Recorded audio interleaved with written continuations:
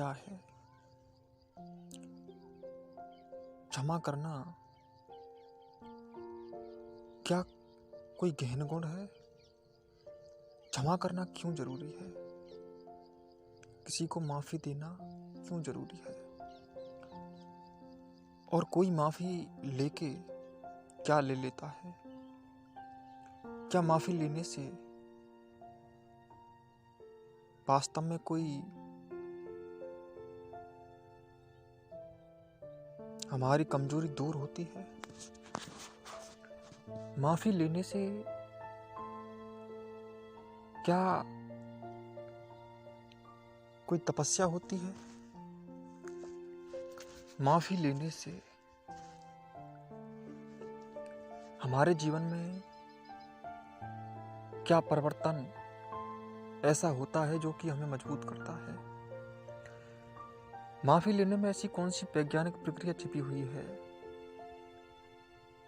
जो हमको मजबूत करती है? माफी लेना किस प्रकार से होता है? इन सारी बातों की आज हम चर्चा करेंगे। और क्या माफ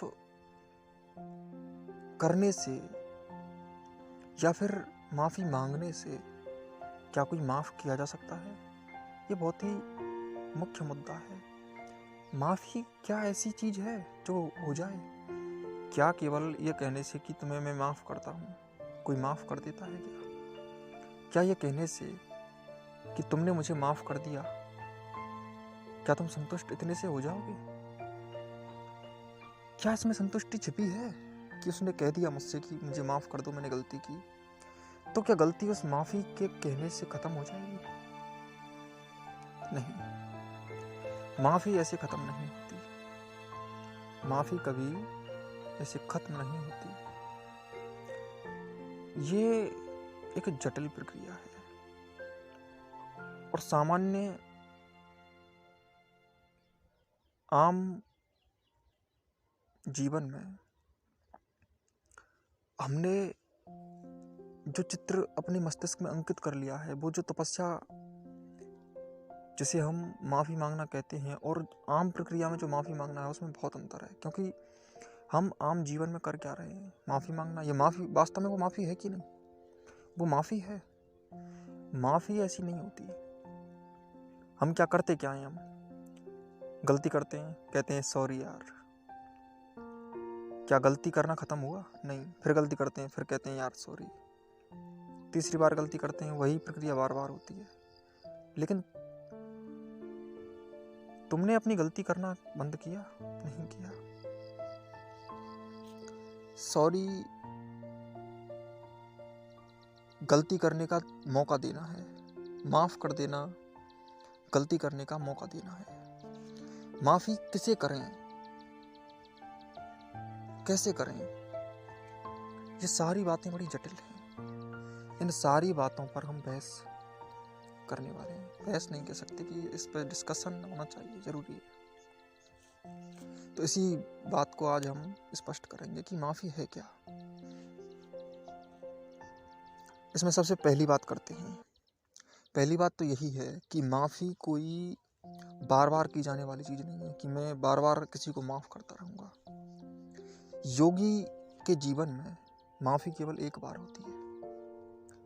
वो किसी मनुष्य को नहीं, वो किसी गलती को नहीं, बल्कि माफी तो हम एक ही बार में संपूर्ण अस्तित्व को दे सकते हैं। अस्तित्व को माफी देने के स्तर तक पहुंचना पड़ता है पहले, तभी माफी दे सकते हो आप। उससे पहले तो माफी देने के अधिकारी भी नहीं हो। कैसे?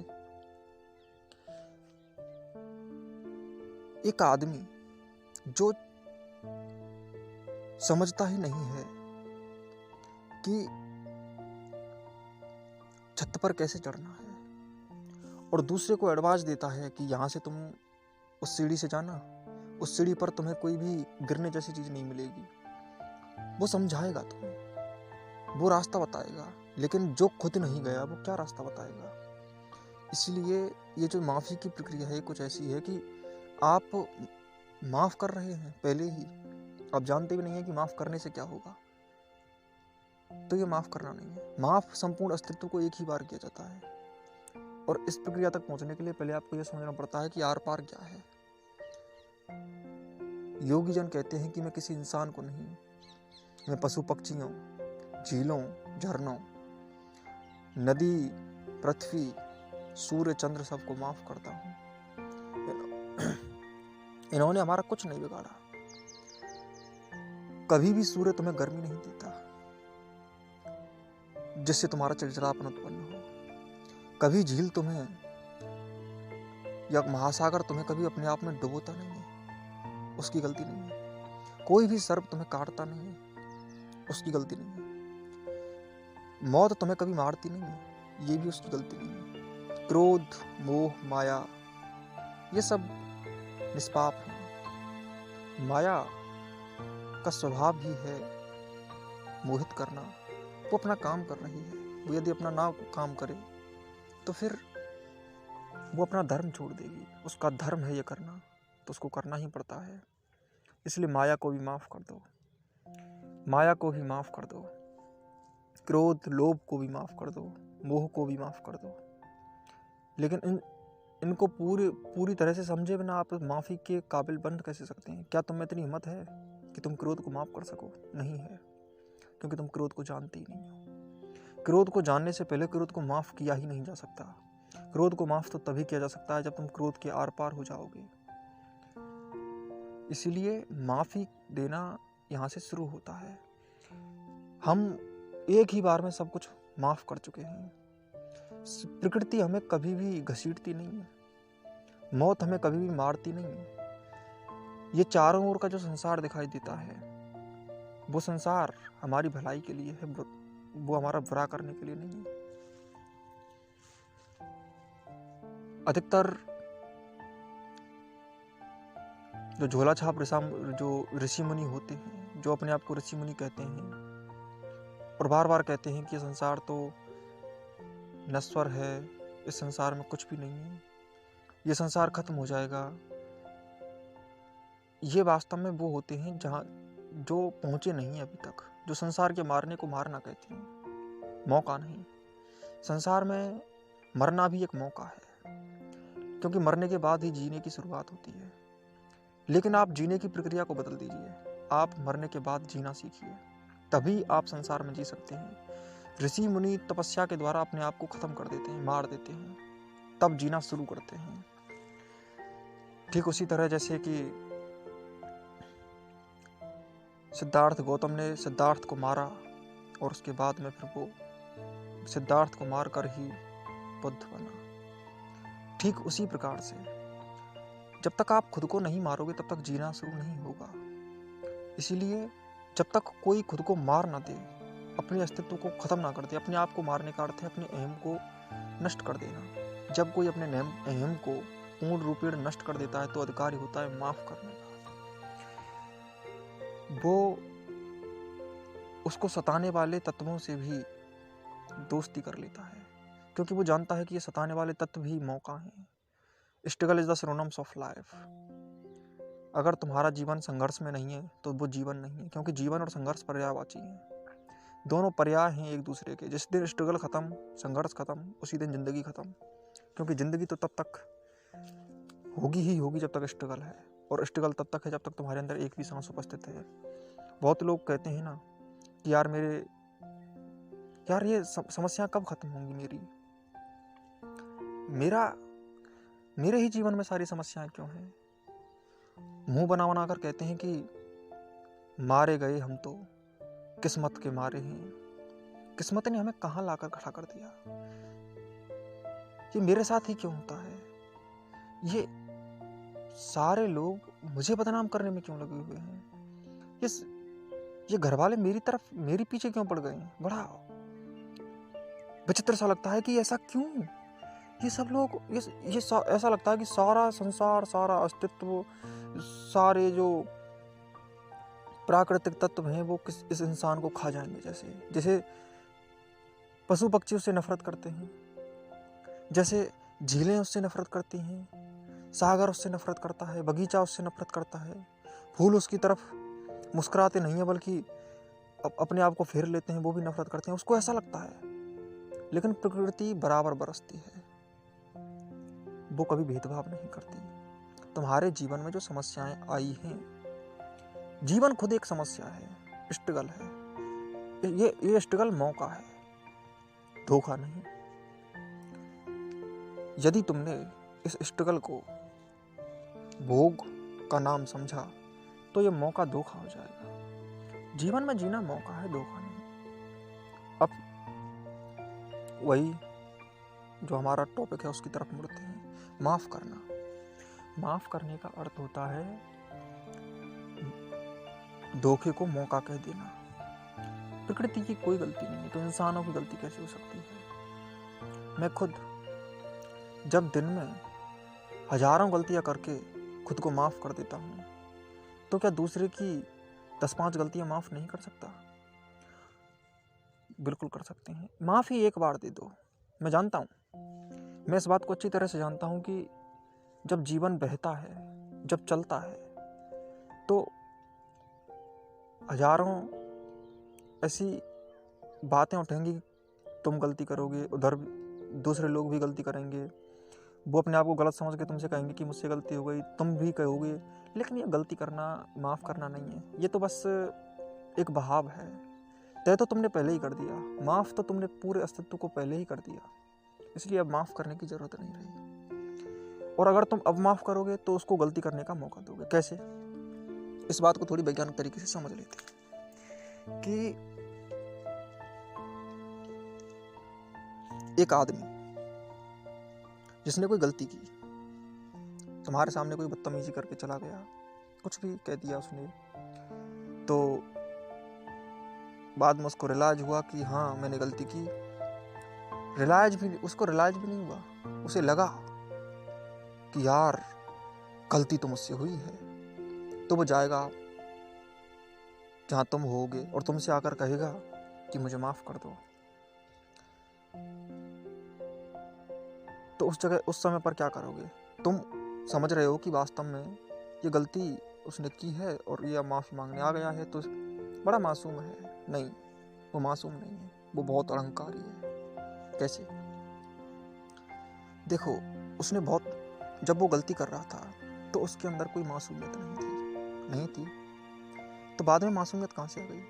क्योंकि उसका एक अहंकार जब ऊंचा था तो दूसरा अहंकार नीचा था। जब एक अहंकार ढीला पड़ गया पहले वाला, तो दूसरा अहंकार बढ़ा कि यार गलती तो की है। ये भी उसके अहंकार का पोषण है। वो सोच रहा है कि मैं दुनिया में सबसे महान इंसान बनना चाहता हूँ, इसलिए गलती की माफ़ी तो ले लेता हूँ। तो वो तुम्हारे सामने जो गलती करने का जो माफ़ी लेता है तुमसे, वो वास्तव में अपने अहंकार का पोषण करता है, क्योंकि उसके अंदर झूठी महानता है। वो सोचता है कि उसके अंदर ये चल रहा होता है, बताओ मैं माफ़ी मांगने आ गया, बताओ कितनी बड़ी बात है। उसकी आंखों में प्रायश्चित का कोई आंसू नहीं है। ध्यान से देखो तुम, और उनके हाव भावों को देखो जब वो माफ़ी मांगते हैं। माफ़ कर दे, मुझे कर दे ना यार, हो गई ना गलती। ऐसे जल्दीबाजी में माफ़ी मांग रहा है जैसे कि कुछ सामान था जो पहले तुम उसका उठा लाए थे और अब वो तुमसे वापस मांगने आ गया और कह रहा है कि दे दे यार। उस टाइम पर भी तुम ही बेवकूफ़ लगोगे, क्योंकि तुम्हें पहले भी बेवकूफ़ बना के गया, फिर बाकी बेवकूफ़ बना रहा है। वास्तव में वो तुमसे कोई माफ़ी नहीं चाहता, वो अपने अहंकार का पोषण कर रहा है। और अगर तुम उसकी भलाई चाहते हो तो उससे कहो कि ये गलती तो तुम फिर करोगे। अब तुम उसको माफ़ भी कर दोगे ना, तो आगे क्या प्रक्रिया होगी? तुमने माफ़ कर दिया, वो भूल जाएगा कि कोई गलती भी की थी, क्योंकि तुमने बड़ी आसानी से माफ़ कर दिया। तो उसको एक तरीका मिल गया है, अपनी गलती करके माफ़ी मांगो और फिर गलती करो। उसको एक तरीका मिल गया है, उसको एक आदत बन गई है, गलती करो तो एक है ना तरीका, माफ़ कर दो मुझे कहने का। ये प्रक्रिया चलती है तो पता क्या होता है? यदि हम उसकी भलाई चाहते हैं तो उससे कहें कि मैं माफ़ क्या करूँ, मैंने तो सबको माफ़ कर रखा है ऑलरेडी। यदि मैं तुम्हें माफ़ करता हूँ तो तुम ये गलती करना छोड़ दो, ये गलती ही छोड़ दो। तो हमारा उद्देश्य है कैसे भी करके वो गलती छोड़ दे। हमारा तो उद्देश्य अपने आप को मजबूत करना है, लेकिन जो हमसे टकराएगा, हमारे सामने आएगा, उसका जागरण जरूरी है, क्योंकि जागरण की ज्योति तो जितने दियों में जल जाए उतना अच्छा।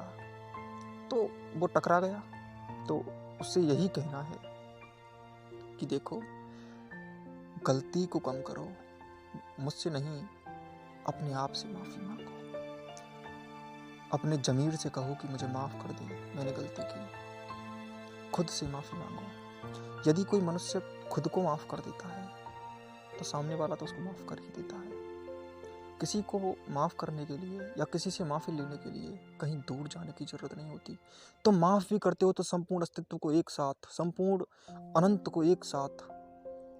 और तुम अगर माफ़ी लेते भी हो तो खुद से ले लो, संपूर्ण अस्तित्व से ले लो। सब जानते हैं तुमने क्या किया, और तुम सो रहे हो तो तुम्हें कभी पता नहीं चलेगा। तो तुम्हें लगेगा कि कोई कुछ भी कह रहा है, वो कुछ नहीं है, वो है ही नहीं माफ़ी।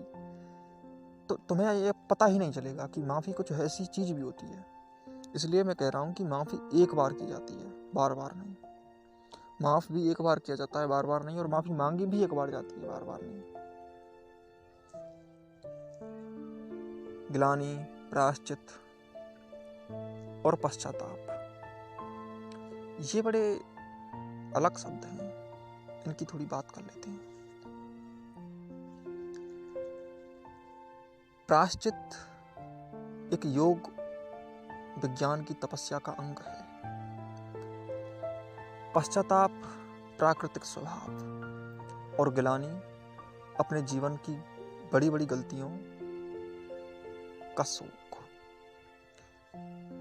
कैसे, क्या अंतर है? देखो, जो तुमसे सॉरी कहने आते हैं ना, वो प्रायश्चित करते हैं, सॉरी पश्चाताप करते हैं। और पश्चाताप वो होता है जिसमें गलती करने पर दूसरे से माफ़ी मांगी जाती है, और प्रायश्चित वो होता है जिसमें खुद से माफ़ी मांगी जाती है। अपने आप से, अपने पूर्ण स्वभाव से, अपने धर्म से माफ़ी मांगी जाती है, उसको कहते हैं प्रायश्चित। और पश्चाताप तो दूसरे को गलती करने का मौका देता है, प्रायश्चित मौका नहीं देता। गलती करने का अर्थ है खुद से माफ़ी। गलती कौन करता है? हम ही करते हैं। तो माफ़ी कौन करे? माफ़ी, हमने गलती की तो फिर उसको सुधारने की शक्ति दूसरे में तो नहीं है, तो दूसरे से माफ़ी क्यों मांग रहे? हाँ, उससे बोल दो कि यार मैंने गलती की और मैं खुद को माफ़ करता हूँ कि मैं इस बात पर बहुत ही शर्मिंदा हूँ कि मैंने तुम्हारा जो भी अपमान किया, जो भी गलती करके तुम्हें हर्ट किया, तो मैं उसके लिए शर्मिंदा हूँ। उससे शर्मिंदा कहो कि मैं तुमसे शर्मिंदा हूँ कि मैंने ऐसा किया, और ये जो मुझसे गलती हुई, ये गलती का शिकार तुम हो गए, ये कह दो। और उससे ये भी कह दो कि आगे आने वाले टाइम में मैं ऐसा नहीं करूँगा कि तुम्हें हर्ट करूँ, तुम्हें मेरी वजह से ऐसा कुछ महसूस नहीं होगा कि ये इंसान गलत करता रहता है मेरे साथ, तो ऐसा महसूस नहीं होगा। उससे ये कह दो, लेकिन वो माफ़ी नहीं, उससे माफ़ी मत मांगो। माफ़ी तो तुम्हें खुद से ही मांगनी पड़ेगी। क्या उस गलती को सुधारा तुमने? अंदर जाके देखो, अंदर जाके देखो, क्या तुमने उस गलती को सुधारा? नहीं सुधारा, तो फिर गलती बार बार करने का एक मौका लेने जा रहे हो तुम उससे, जैसे कि एक आदेश लेने जा रहे हो अपने अहंकार के पोषण का।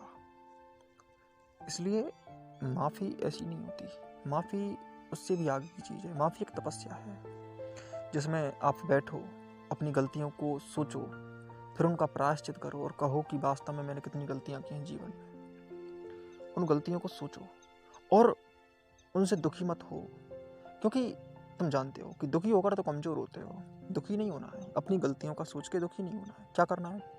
शांत रहना है।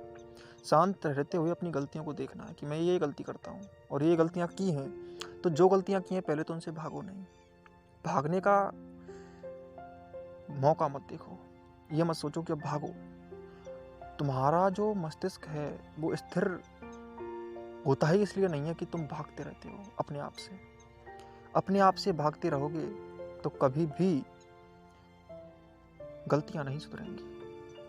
इसलिए शांत बैठें, जो गलतियां की हैं उन्हें पूरी सख्ती के साथ स्वीकार करें कि हाँ मैंने की है। देखो, अगर तुम निष्पाप होना चाहते हो, पवित्र होना चाहते हो, अपने ऊपर जो कचरा वृत्तियों का है, जो कूड़ा छाया हुआ है, जो कवर लगा हुआ है, उसको तोड़ने के लिए अगर तुम्हें ये पता ही नहीं होगा कि तुम्हें तोड़ना किस चीज़ को है तो कैसे तोड़ोगे। इसलिए पहले जिससे लड़ना है उस दुश्मन को तो चुनना ही पड़ेगा। तो दुश्मन कौन है तुम्हारा? तो दुश्मन तुम्हारा तुम ही हो, तुम्हारा अहंकार है। उस ईगो को अपने अंदर से निकालना होगा। तो उस ईगो को निकालने के लिए पूरी गलतियों को पहले तो स्वीकार करो। ऐसा नहीं ये तो मैंने नहीं की, नहीं स्वीकार करो। ऐसा मत कहो कि यार ये तुम होनी ही थी, हो गई। हाँ हो गई, लेकिन हुई ना, तो सारा अस्तित्व स्वीकार कर लो, पूरी प्रकृति को स्वीकार कर लो कि हाँ मेरे ही कारण इसमें किसी का कोई दोष नहीं। गैर कभी दोषी नहीं होते, दोषी तुम्हारे अलावा तुम्हारा कोई नहीं होता। याद रखना ये बात। कभी भी कोई गैर चीज धोखा नहीं देती तुम्हें।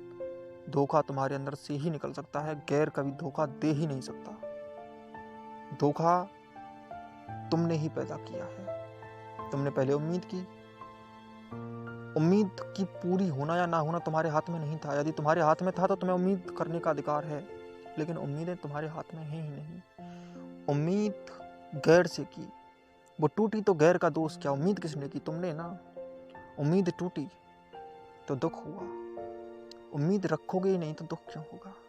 किसी चीज की उम्मीद ना रखो। इसीलिए कोई भी दुख कभी भी कोई गैर नहीं देता। बार बार कहा जाता है कि मैं उससे परेशान हूं, मेरा तो उसने बुरा किया,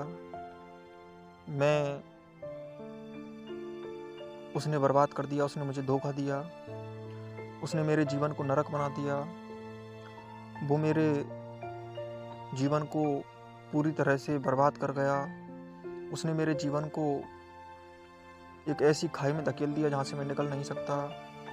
वही है दोषी मेरे जीवन का, वो ही है वो जिसने सब कुछ छीन लिया मेरा, वो ही है जिसने मेरा चैन छीन लिया, वो ही है जिसने मुझे बिल्कुल ही कमज़ोर बना दिया। अरे कोई नहीं है दूसरा, तुम्हारे अलावा किसी ने तुम्हें कमज़ोर नहीं किया। ये कहना छोड़ दो, ठीक है?